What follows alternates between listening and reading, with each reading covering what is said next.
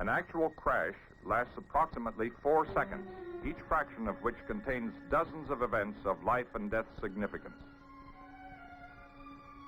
Although the cars are traveling at 30 miles an hour, the slow-motion camera prolongs the action of the overwhelming lateral forces of this typical intersection collision. The driver of the struck car is crushed against the steering post with a force of 700 pounds and the door frame with a force of 1,600 pounds. Split seconds later, the violent spin forces of collision wrenched the other driver from behind the wheel. The fatal plunge of the unrestrained driver starts as he is ejected through the crash-sprung door and then scrapes along the asphalt. Characteristically, intersection collision forces far exceed the ability of any human being to resist them. Despite these high collision forces, however, the passenger in the rear seat, although subjected to the more severe crash load of 2,000 pounds, was firmly held by a seat belt and sustained no serious injury. The side impact experiments investigated the intersection collision, one of the most prevalent types of accident. City driving involves at least 10 intersection crossings for each mile of progress, and a major decision influencing the driver's safety must be made at least every 55 seconds. Drivers become so accustomed to this routine that they lose sight of the potential consequences of a moment's inattention on the part of either driver. These 30-mile-an-hour tests were run at various positions of impact, each yielding its own specific data.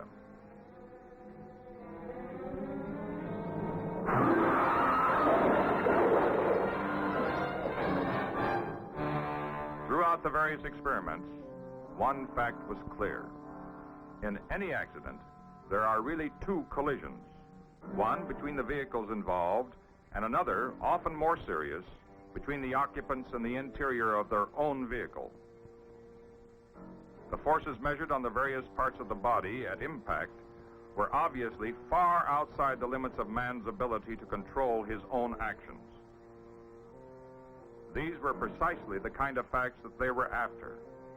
From out of the twisted mass of steel, from out of the action-packed few milliseconds, after all safe driving practices had already been passed, when man no longer had control and was only a passenger in a lethal missile coming to a screeching halt. And after the test, there followed the patient analysis of just what happened inside this tangled wreckage. Instrumentation revealed that the driver suffered a violent beating within the car before it stopped moving. His chest was crushed against the steering column with a force of over half a ton, after which he was thrown to the passenger side where he crushed his head against the window frame. When the other car turned over, the driver was thrown against the roof, where the ragged metal carved away a portion of his face. Any of the blows he suffered could have been fatal to a human being. The rear passenger, restrained by a safety belt, sustained only minor contusions and abrasions. The moral for all who witnessed the event was pretty clear. But when you add it all up and write all the reports, what does it mean to us, the motoring public? Recent studies conclusively proved to the American Medical Association that safety belts diminish the extent of injury and definitely improve the crash victim's opportunity for survival. The National Safety Council confirms that safety belts are the most practical device available at this time to minimize accident injury during a collision. During the 7 years that the California Highway Patrol cars have been using safety belts, they are credited with saving a substantial number of officers' lives. 20 other states now require them in official cars. People keep saying that speed kills. U.S. Air Force tests have proved that it isn't the speed. It's the change in speed that can kill you.